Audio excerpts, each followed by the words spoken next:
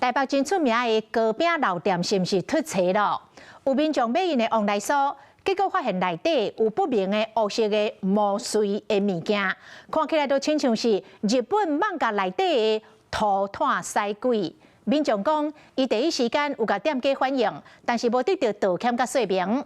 业者讲，已经有互消费者退钱，嘛持续咧调查这个不明物的来源。台北这间真有名的糕饼老店，便拿过年过节对吸引真侪人抢买往来所，佮入选台北最佳伴手礼。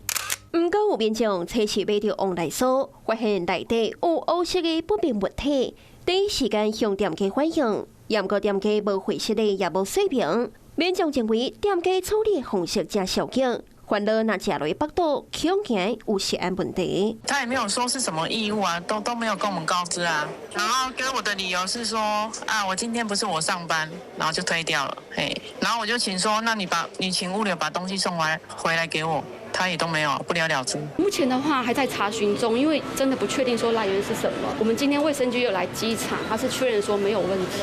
业者讲，接到投诉已经将有问题食品回收，同时也等来调查，又答应消费者要求退钱，另外补一下新的往来所补偿。如查获相关缺失，会要求限期改善，其借复查如仍不符合规定，依违反商法第8条及第44条，处6万到2亿元罚款。台北市卫生局今日透早已经派人到现场稽查，无发现明显的缺失。